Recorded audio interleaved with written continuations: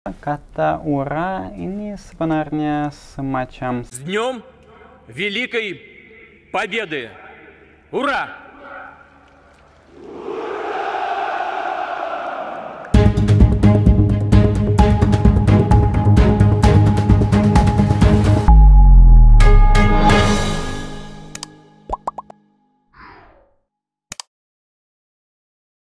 Assalamualaikum sahabat, saat ini saya sedang berada di Kedutaan Besar Rusia di Jakarta. Saya bersama Sekretaris Pers Kedutaan Besar Rusia, Mr. Denis. Saya akan mengajukan pertanyaan ke Mr. Denis tentang apa yang sedang terjadi di Ukraina. Mr. Denis, sebelum itu saya ingin tahu dulu, masyarakat Indonesia sekarang ini di beberapa kesempatan, termasuk kemarin saya di Bogor itu, mengatakan "Ura!" С Днем Великой Победы! Ура!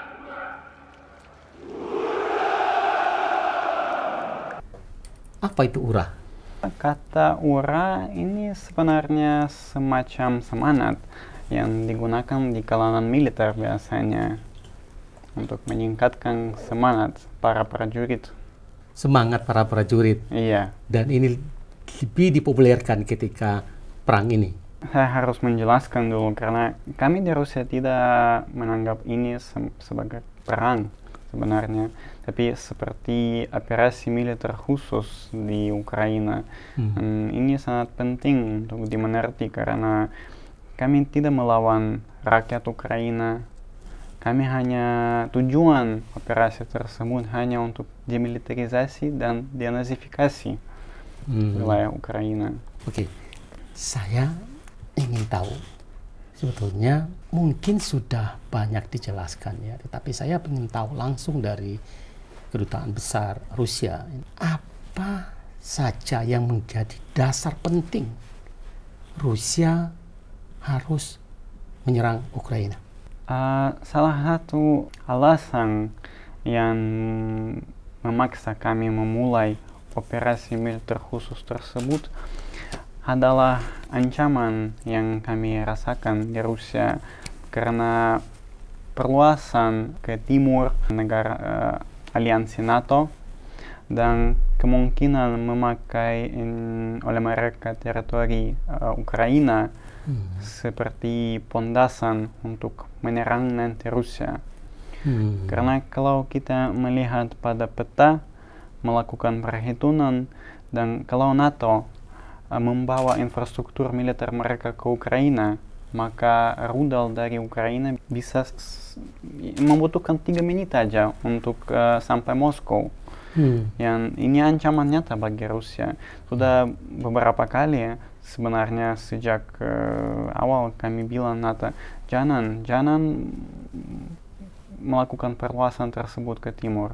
Jadi alasan yang paling utama adalah ada usaha Ukraina untuk menghadirkan NATO di situ. Ini salah satu alasannya. Alasan yang kedua, setelah kudeta di Kiev pada tahun 2014, dua wilayah yang waktu itu bagian dari Ukraina, yaitu Donetsk dan Lugansk, mereka tidak setuju dengan kebijakan pemerintah baru. Mereka tidak mau mengakui pemerintah tersebut, dan mereka proklamasi kemerdekaannya. Tapi pemerintah di Kiev, mereka tidak setuju dengan tindakan tersebut dan melakukan menyerang warga di Donetsk dan di Luhansk. Di sini kita harus mengerti bahwa kebanyakan orang yang tinggal di dua wilayah tersebut, mereka adalah orang Rusia. Mereka menggunakan bahasa Rusia, budaya mereka, budaya Rusia juga. Dan kejahatan yang pertama-tama melawan orang sipil yang pemerintah Ukraina lakukan melawan warga di sana, itu yang kami tidak bisa terima, dan kami ingin melakukan perlindungan mereka. Jadi apa yang dilakukan Rusia ini adalah untuk melindungi Rusia dari kemungkinan serangan NATO. Salah satu ya. Salah satunya. Yang kedua, bahwa apa yang dilakukan Rusia ini juga untuk melindungi masyarakat Rusia yang ada di Ukraina. Ya, betul. Di sini sebenarnya situasi mungkin khususnya bagi orang Indonesia bisa sedikit rumit. Coba saya jelaskan ya dulu. Jadi kita tahu bahwa Rusia dan Ukraina dua negara yang sangat dekat. Kami di Rusia menganggap orang Ukraina seperti saudari kita. Karena ada banyak keluarga yang ada kerabat di sana, atau yang orang Ukraina ada kerabat di Rusia, sama sekali interkoneksi. Ya, koneksinya dalam. Hal yang kedua, itu orang Ukraina banyak sekali yang memakai bahasa Rusia. Jadi 40% penduduk mereka menggunakan bahasa Rusia sebagai bahasa seharian. Yang sisanya sampai 60%, sampai ya totalnya jadi 100%, bisa menggunakan bahasa Rusia. Tapi wilayah-wilayah Ukraina yang terletak di timur, khususnya Donetsk dan Lugansk, mereka dari persepsi sejarah, mereka selalu dekat dengan Rusia karena pakai satu bahasa, satu budaya, dan interkoneksi khususnya antara keluarga sangat erat. Apakah serangan yang dilakukan Rusia yang sampai hari ini masih terus berkecamuk di Ukraina itu sampai benar-benar melenyapkan negara itu dan Ukraina jadikan sebagai bagian dari Rusia? Tidak sama sekali. Tujuan operasi militer khusus tersebut sudah dari awal sebenarnya diumumkan oleh Presiden Vladimir Putin, yaitu yang pertama demilitarisasi dan yang kedua denazifikasi. Karena di sana di Ukraina ada banyak sekali kelompok yang menggunakan ideologi nazisme sebagai dasar ideologi mereka. Dan apa artinya ideologi tersebut? Itu mirip sama ideologi nazisme yang dipakai di Reich ketiga pada waktu Perang Dunia Kedua. Ya, jadi ada satu etnis yang di atas etnis lain. Yang lain adalah etnis yang dapat diremehkan, dapat boleh dibunuh. Ya, ada semacam kasta begitu kira-kira. Jadi ada kasta yang rendah, kemudian ada yang... Dan kasta yang rendah itu, mereka bahkan bukan manusia. Mereka boleh dibunuh seperti pada Perang Dunia Kedua Jerman membunuh Jus, ya, atau Slav. Orang Slav, seperti orang Rusia, orang Ukraina, Belarusia, dan lain-lain. Dan di Ukraina modern ini ada banyak kelompok neonazi. Kenapa neonazi? Karena bagi mereka etnis Ukraina ada di atas etnis yang lain. Ya, jadi orang Rusia bagi mereka itu bukan manusia. Menganggap kastanya lebih tinggi. Iya. Kalau kita lihat mulai dari serangan pertama dan sekarang ini sudah menjelang 2 minggu ya di Rusia ini, di Ukraina, dan militer Rusia sudah menduduki kota-kota penting di Ukraina seperti Kherson, kemudian Kharkiv, kemudian Pol, kemudian Kiev. Apakah militer Rusia akan menduduki seluruh Ukraina dalam serangan ini? Semacam ini rencana tersebut tidak ada, karena rencana supaya pasukan Ukraina menyerah diri. Dan Presiden Rusia sudah bilang beberapa kali, kami tidak melawan rakyat Ukraina, kami tidak mau membunuh warga sipil atau menebom infrastruktur sipil, ya. Kami hanya ingin melakukan demilitarisasi dan denazifikasi. Jadi kalau misalnya pasukan Ukraina siap menyerah diri, oke, kita selesai di sini. Jadi kalau pasukan militer Ukraina menyerah, maka perang ini selesai? Ya, akan selesai dan kita bisa duduk untuk diskusi secara diplomatik. Tapi sebenarnya, ya, kalau Kiev siap ya melakukan penyelesaian konflik ini secara diplomatik, ikut yang kami inginkan, yaitu demilitarisasi dan denazifikasi, ya, maka kita bisa selesaikan konflik tersebut pakai jalur diplomatik, ya. Kalau tidak, operasi akan dilanjutkan sampai dua tujuan tersebut diselesaikan.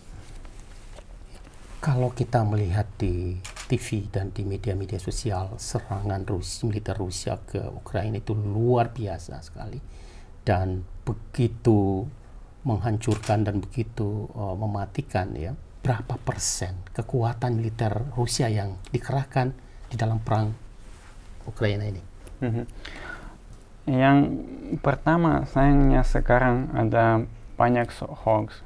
Saya setiap hari menjawab pertanyaan-pertanyaan dari teman-teman saya, wartawan, ya, di seluruh Indonesia. Mereka banyak sekali dan sering sekali kirim saya video atau berita meminta saya berkomentar. Misalnya yang video terakhir yang hoax murni itu jadi viral di TikTok. Ada video di mana banyak gedung sudah dibom sampai runtuh, ya. Dan yang tulisannya ini Ukraina, Kharkov. Tapi kalau kita lihat, ini bukan Kharkov, ini Beirut di Lebanon. Ya. Jadi banyak sekali hoax dan semoga, ya, orang tidak terpancing hoaxnya. Dan kami di Kedutaan Besar Rusia siap sekali untuk berkomentar, memberikan penjelasan, menjelaskan kenapa ini hoax dan lain-lain. Adapun pertanyaan Bapak, ya, jadi pasukan yang sekarang ikut operasi militer khusus tersebut, mereka adalah pasukan profesional sebenarnya. Di Rusia kami ada pasukan yang profesional yang mendapatkan gaji karena mereka jadi militer, dan juga ada yang wajib militer. Kalau misalnya laki-laki jadi dewasa 12 tahun dan dia bukan mahasiswa, bukan bersekolah, jadi dia wajib militer 1 tahun. Yang ikut operasi militer khusus tersebut di Ukraina hanya pasukan profesional. Ya. Dan tentara profesional Rusia, kalau tidak salah, itu 700.000 orang di Rusia. Saya jujurnya tidak tahu angka tepat berapa orang yang ikut operasi militer khusus tersebut, karena dalam kondisi sekarang ini informasi seperti ini dianggap yang sangat sensitif, sangat rahasia, ya, dapat digunakan pihak lain untuk tujuan yang tidak kami inginkan. Jadi jujurnya saya tidak punya informasi berapa orang ikut. Tapi yang penting yang saya mau menggarisbawahi sekali lagi, yang ikut itu bukan mereka yang wajib militer, tapi pasukan profesional. Mr. Denny, dunia sekarang mengkhawatirkan jika Ukraina bertahan, kemudian NATO terlibat di dalam peperangan ini, apakah kemungkinan akan terjadi perang nuklir di Rusia itu? Sejauh apa Rusia sudah mempertimbangkan kemungkinan perang nuklir itu? Kami sama sekali tidak mau ada perang nuklir, karena semua orang di bumi ini yang mengerti kalau perang nuklir dimulai, itu pasti akan akhir dunia ini bagi semua. Ya, dan untungnya mitra-mitra kami di negara-negara barat juga mengerti ini. Tapi banyak orang, termasuk di Indonesia, khawatir karena sebelumnya Presiden Putin mengumumkan pasukan khusus Rusia, jadi persiapannya tinggi, ya. Kenapa? Karena kami melihat ada bermacam-macam pernyataan dari negara-negara barat yang sama sekali tidak bersahabat. Mereka bilang, ya, mungkin kami harus ikut, mungkin kami harus campur tangan, walaupun Presiden Putin dari awal bilang jangan campur tangan. Dan ini peringatan untuk mereka, jangan campur tangan, jangan menyerang Rusia. Ukraina mengklaim beberapa hari yang lalu bahwa militer mereka telah membunuh lebih dari 11.000 pasukan Rusia dan menghancurkan lebih dari 2.000 persenjataan Rusia. Bagaimana? Saya tidak bisa konfirmasi jumlah tersebut. Ada dua sebabnya ya. Yang sebab satu, di kondisi ketika ada dua pihak yang sekarang melakukan ya operasi militer ya. Satu, setiap pihak mau membuat informasi mereka mengungguli daripada informasi lawannya. Dan saya yakin 100% informasi yang disampaikan oleh tentara Ukraina ini tentang tewasnya 12.000 pasukan Rusia itu jauh lebih tinggi daripada kenyataan. Misalnya beberapa hari yang lalu Kementerian Pertahanan Rusia melakukan press release resmi berapa orang tewas dalam operasi, berapa luka-lukanya, dan angka mereka jauh lebih rendah daripada apa yang disebutkan Ukraina. Iya, betul. Misalnya pihak Ukraina menyebutkan ada 12.000 orang yang tewas. Sesuai dengan estimasi kami 500 orang. 500 orang. 500 orang, ya. Apakah Rusia punya data berapa pasukan Ukraina yang sudah tewas dalam pertempuran ini? Sejauh ini informasi tersebut tidak ada. Yang saya baca di sumber yang di Kementerian Pertahanan Rusia lebih dari 2.000. Tapi ini susah sekali untuk menghitung sebenarnya. Saya rasa Bapak mengerti hal ini. Susah sekali untuk menghitung. Ini semua angka tersebut estimasi aja. Kita tahu angka yang tepat nanti. Sampai kapan serangan Rusia terhadap Ukraina ini berakhir? Sampai dua tujuan operasi militer khusus tersebut disampaikan sebagaimana saya sampaikan tadi, sampai ada demilitarisasi Ukraina dan denazifikasinya. Mr. Denis, bagaimana Rusia menjelaskan, bagaimana Anda menjelaskan tentang statement, pernyataan dari Presiden Amerika, kemudian dari NATO, kemudian dari beberapa kepala negara yang tergabung di dalam NATO, bahwa banyak masyarakat sipil yang menjadi korban dan juga anak-anak sebagai akibat dari serangan pasukan Rusia.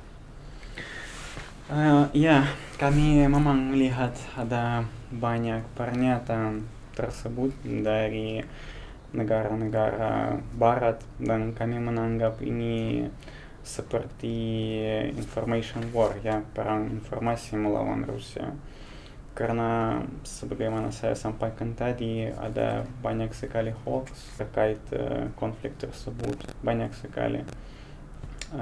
Yang kedua, kita harus mengerti bahwa pasukan Rusia senjatanya canggih, jumlahnya lebih banyak, dan kalau diperlukan, ya pasti pasukan Rusia bisa menyelesaikan operasi tersebut dalam 2-3 hari saja. Tapi kenapa sudah 2 minggu belum selesai? Karena kami tidak melakukan operasi militer tersebut melawan rakyat Ukraina. Kami tidak mau ada korban dari warga lokal, dari warga sipil. Kami pelan-pelan yang melakukan operasi, tidak menebom infrastruktur sipil. Tapi masalahnya di sini sebenarnya pihak Ukraina, mereka sangat mengerti kemampuan mereka daripada kemampuan pasukan Rusia, jauh lebih kurang, ya. Jadi mereka sayangnya, yang sangat disayangkan kami, menggunakan warga sipil seperti perisai manusia. Misalnya situasi di kota Mariupol sekarang ini. Mariupol. Dari awal Rusia dan Ukraina menyetujui untuk membuka koridor-koridor kemanusiaan. Ya, itu yang saya mau bilang, koridor kemanusiaan itu. Ya, betul, supaya ada warga sipil yang bisa keluar. Iya. Tapi di kota Azov, di kota Mariupol, ada kelompok-kelompok neonazi yang saya sampaikan tadi, namanya Azov. Dan mereka juga sangat sekali mengerti kalau warga sipil keluar, nasib kelompok bersenjata Azov tersebut sudah jelas. Mereka akan ditangkap dan dihukum berat atas semua kejahatan yang pernah mereka lakukan di Donbas dengan membunuh warga sipil di sana, membunuh perempuan, membunuh anak-anak di sana. Maksud Anda adalah militer di situ menjadikan masyarakat sipil sebagai tameng, sebagai Bagi perisai. saya manusia, betul. Ya. Dan mereka tidak mengizinkan warga sipil keluar dari Mariupol. Mereka mengancam kalau ada yang mau atau hendak keluar, kami akan membunuh. Bagaimana bisa? Ya. Koridor kemanusiaan ini bagi Rusia penting.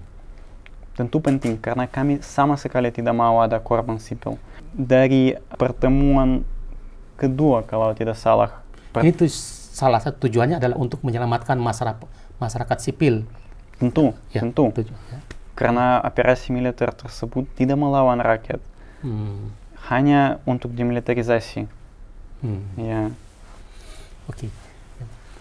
Kalau saya melihat bahwa sudah lebih dari catatan UNHCR itu lebih dari 2 juta orang yang keluar dari Ukraina. Mereka masuk ke Polandia, kemudian ke Latvia, ke beberapa negara itu. Kami menganggap orang Ukraina seperti saudara kami. Ada hampir semua orang Rusia ada paling teman atau kerabat dekat atau terdekat di Ukraina. Tentu kami mau mereka pulang ke Ukraina dan sesuai dengan informasi badan berwenang Rusia, kira-kira 200.000 orang Ukraina masuk ke Rusia. Ya. Dari 2 juta tersebut. Amerika, Kanada, Jepang, Jerman, dan banyak negara maju di Eropa memblok ekonomi Rusia, memban ekonomi Rusia dari banyak sekali item yang saya lihat itu. Seperti apa daya tahan ekonomi Rusia dalam hal ini? Seberapa kuat daya tahan? Daya tahan kuat sekali karena Rusia sebenarnya di bawah sanksi tersebut sejak tahun 2014 dan sejak waktu itu kami sudah terbiasa dengan banyak sanksi sebenarnya. Kami menggunakan kesempatan tersebut untuk mengembangkan industri-industri lokal, misalnya pertanian atau sektor-sektor yang lain. Ya, karena saya melihat brand-brand Amerika semuanya ditarik dari Rusia, ya, seperti Coca-Cola, McD, kemudian banyak sekali yang lain. Dan tadi malam saya melihat Heineken dari Belanda, ya, itu juga ditarik dari Rusia. Seberapa besar kerugian Rusia sebagai akibat dari? Kerugiannya pasti ada, pasti karena ketika pada saat yang sama banyak sekali keluar, harus ada waktu untuk menggantikannya. Tapi daya tahan ekonomi Rusia kuat sekali. Sepanjang 8 tahun tersebut kami sangat mengembangkan semua sistem keuangan Rusia. Apabila ada sanksi lain seperti kita lihat sekarang ini, supaya kami bisa menahan dan tidak ada masalah. Dan hal yang lain yang memasang sanksi itu pada umumnya negara Eropa Barat dan Amerika Serikat, ya, sama Kanada dan Australia. Tapi dunia ini bukan negara-negara Eropa saja. Kami ada banyak teman di Latin Amerika, di Timur Tengah, di ASEAN, Indonesia. Salah satu mitra dan teman kami yang baik sekali.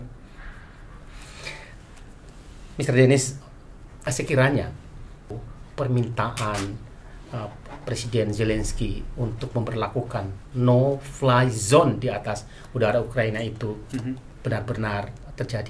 No-fly zone tidak bisa, karena Kalau hal ini akan jadi nyata, berarti NATO, negara-negara NATO, mereka ikut terlibat campur tangan. Dan kami bilang dari awal jangan. Tapi Sekretaris Jenderal NATO, ya, Stoltenberg ya, mengatakan bahwa NATO tidak ingin ditarik ke dalam konflik Ukraina. Ya. Itu menurut Rusia seperti apa? Kami juga tidak mau supaya NATO ikut konflik tersebut, karena ini suatu hal yang bahaya sekali. Dan kami tidak mau ya perang besar di antara Rusia dan negara-negara NATO. Kami hanya mau demilitarisasi Ukraina. Sebab itu ya pernyataan ini bagus sekali bahwa NATO tidak ada kehendak untuk campur tangan. Jenderal NATO mengatakan itu, tetapi kan eskalasi militer yang dari NATO yang ditempatkan di Polandia, di Latvia, di mana-mana untuk di sekeliling Ukraina itu kan juga cukup besar ya. Apakah Rusia tidak melihat itu sebagai sesuatu? Ada kaitannya tidak dengan pernyataan Sekjen NATO itu? Penguatan NATO yang di Latvia, kemudian di Polandia, kalau kita lihat belakangan ini kan luar biasa. Ya, tentu ini suatu kekhawatiran bagi kami, karena pada bulan Desember Rusia sudah menawarkan Amerika Serikat dan negara-negara NATO memberikan kepada kami, kepada Rusia, jaminan keamanan, ya, yaitu tidak perluasan NATO ke timur, tidak penyelenggaraan latihan besar di dekat perbatasan kami, dan lain-lain. Tentu hal ini, penguatan NATO di perbatasan timur mereka ini menimbulkan semacam ketegangan, karena semakin dekat dua-duanya pasukan, semakin besar kesempatan untuk ada masalah. Ya, dan kami sama sekali tidak mau ada masalah apapun. Kami tidak mau berperang sama NATO. Karena itu risiko terlalu besar. Iya. Risikonya adalah manusia yang banyak itu di Eropa. Tentu. Ini risiko bagi kami, ini risiko bagi NATO, risiko bagi Amerika, risiko bagi semua. Mr. Denis, FIFA dan Induk, Organisasi Olahraga Dunia, ya, telah menyatakan memban Rusia dari seluruh event internasional. Bagaimana menurut Rusia? Ini salah satunya yang kami sama sekali tidak bisa terima sebenarnya. Posisi Rusia di hal ini ya sangat jelas. Kami selalu menganggap bahwa olahraga harus di luar politik. Walau kondisi politik apapun, para atlet, para pemain sepak bola, basketball, dan lain-lain, semua yang berolahraga, maka harus ikut kompetisi internasional. Nah, ini satu hal lagi yang ini penting bagi kami ya. Ya, Rusia dan Indonesia ini kan dua sahabat lama yang sejak dari lama ya bersahabat dan sampai saat ini. Dengan perang ini, kira-kira imbas apa yang bisa mengganggu persahabatan kedua negara ini? Saya rasa tidak ada gangguan kepada hubungan Rusia dan Indonesia bilateral. Ya, benar sekali, Rusia dan Indonesia sahabat lama. Hubungan diplomatik kami menjalin sejak 1950 tahun. Jadi sudah 73 tahun ya. 72 tahun. Dan selalu hubungan kami sangat dekat sekali. Misalnya Presiden pertama Indonesia, Presiden Soekarno ya. Sempat 4 kali ke Uni Soviet waktu itu. Ya. Dan hubungan kami terus berkembang secara cepat, meski ada misalnya pandemi COVID-19 saat ini perdagangan bilateral kami di tahun yang lalu meningkat 40%. Ya, jumlah wisata juga terus memulih ya ke angka yang sebelumnya, sebelum pandemi. Jadi hubungan kami bagus sekali dan saya yakin akan tetap bagus. Sahabat, perbincangan kami dengan pejabat kedutaan besar Rusia tentang apa sesungguhnya yang sedang terjadi di Ukraina dan kira-kira langkah-langkah apa yang diperlukan atau apa saja yang diperlukan Rusia untuk mengakhiri perang yang masih berkecamuk ini. Dan ya kita juga melihat Ukraina ya sampai hari ini masih terus bertahan, militer Ukraina masih terus bertahan, dan sekali lagi ya kita berharap peperangan ini harus segera selesai sehingga dunia ini bisa lebih aman, karena ini impactnya tidak hanya Rusia, militer Rusia dan militer Ukraina, juga tidak hanya masyarakat Rusia dan masyarakat Ukraina, tapi ini juga impactnya sangat besar sekali terhadap masyarakat dunia. Dari Kedutaan Besar Rusia di Jakarta, saya melaporkan.